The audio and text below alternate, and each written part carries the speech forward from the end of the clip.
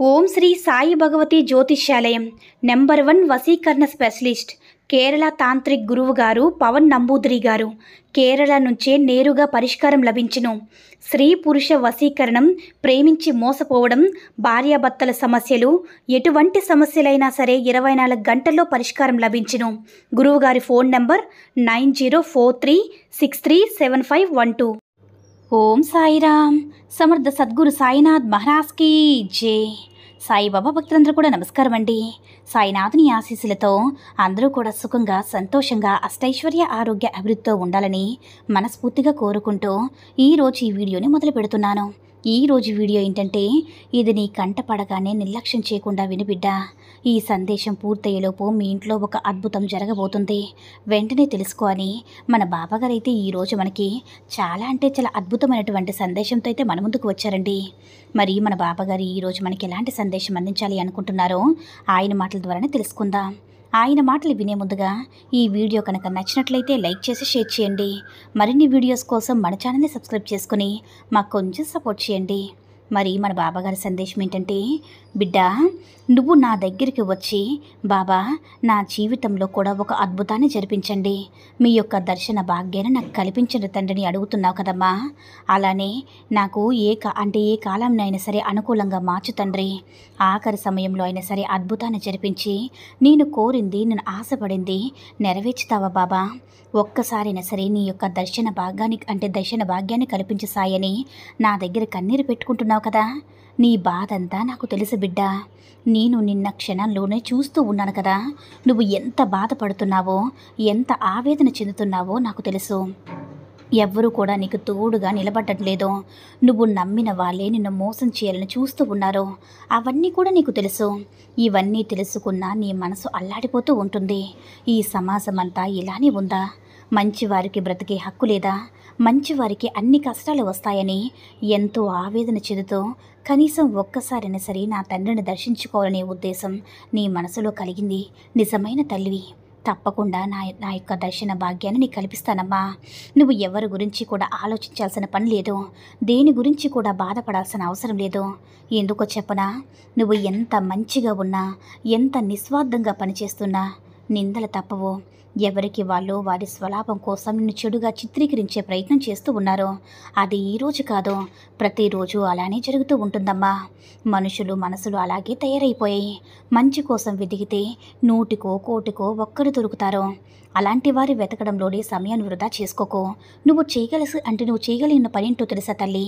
ఇలాంటి వారి మాటలు పట్టించుకోకుండా జాగ్రత్తగా ఉండడం. అర్థం కాలేదా?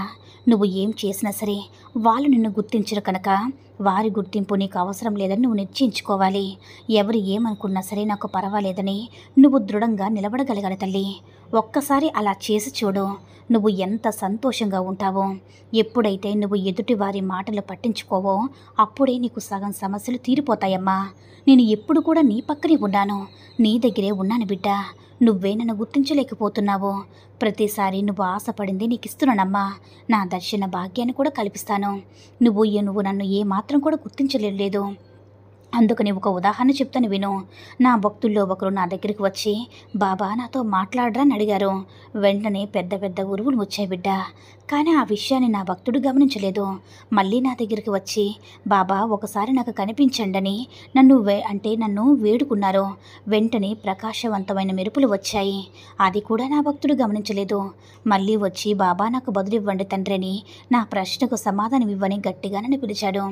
వెంటనే ఒక కోయిల కూసింది. అయినా కూడా నా భక్తుడు గమనించలేదు.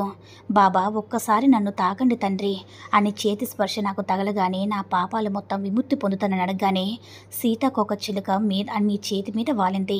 దాన్ని కూడా పట్టించకుండా తరిమేశారమ్మా.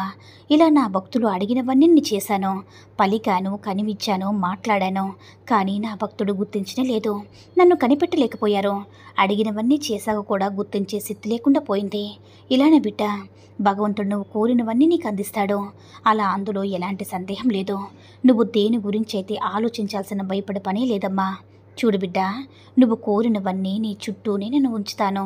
ఎక్కడెక్కడ వెతకాల్సిన పని లేదు. నీ చేతికి అందేంత దూరంలోనే నీకు కావాల్సినవి అందిస్తాను. అది నువ్వు గుర్తించగలగాలి, వాటిని నువ్వు గమనించగలగాలి. నీ చుట్టూ ఎన్నో అద్భుతాలు చేస్తాను బిడ్డ. నువ్వు వాటిని గుర్తించడం లేదు. చూడమ్మా, నీ సాయి తండ్రి ఎప్పుడు కూడా విశ్వరూపంలో మాట్లాడుతూనే ఉంటాడు. దాన్ని నువ్వు తెలుసుకోలేకపోతే నేనే స్వయంగా నీతో వస్తానని అనుకోకు. ఎలా అయినా సరే నీ దగ్గరికి వస్తాను. ఏ విధంగా అయినా సరే, ఒక పక్షిలాగానో, ఒక జీవిలాగానో, ఒక గాలిలాగానో, ఇలా ప్రతి ఒక్క జీవనం విశ్వ ప్రకృతిలో నేను కలిసి ఉంటాను. ఈ విషయాన్ని ఎప్పటికీ కూడా గుర్తుపెట్టుకో బిడ్డ.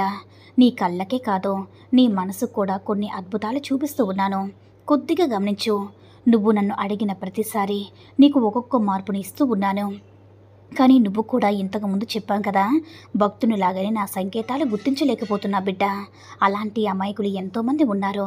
మీ అందరి కోసం ఈరోజు సందేశాన్ని తీసుకువచ్చిన తల్లి. నువ్వు నన్ను గుర్తించకుండా మళ్ళీ నా దగ్గరకు వచ్చి ఒక మార్పును జరిపించి తండ్రిని అడుగుతూనే ఉన్నావు. నేను ప్రతిరోజు నీ జీవితంలో మార్పులు చేస్తూనే ఉన్నానమ్మా. వాటిని నువ్వు అర్థం చేసుకునేందుకు ప్రయత్నించు. వాటిని నువ్వు అర్థం చేసుకోకపోయినా సరే, గ్రహించలేకపోయినా సరే, మార్పు అనేది జరుగుతూనే ఉంటుంది. నేను జరిపిస్తూనే ఉంటానమ్మా. అలా జరిపించే పూర్తి బాధ్యత కూడా నాపైనే ఉంది తల్లి. నా జీవితాన్ని నా బాబా మారుస్తారనే నమ్మకంతో, ఆ నమ్మకాన్ని ఎప్పుడు కూడా కోల్పోవద్దు. నమ్మకంతో పాటు కొంచెం ఓపికగా కూడా ఉండాలి తల్లి. అప్పుడే అంతా మంచి జరుగుతుంది. చూడమ్మా, నువ్వు ఎప్పుడు కూడా నా పాదాల దగ్గర నుంచి దూరంగా వెళ్ళొద్దు. ఎందుకంటే నమ్మకం అనే ఆశ నాపైన పెట్టు.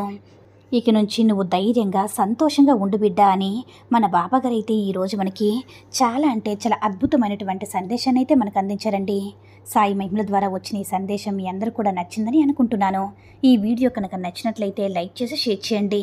మరిన్ని వీడియోస్ కోసం మన ఛానల్ని సబ్స్క్రైబ్ చేసుకొని మాకు కొంచెం సపోర్ట్ చేయండి. ధన్యవాదములు.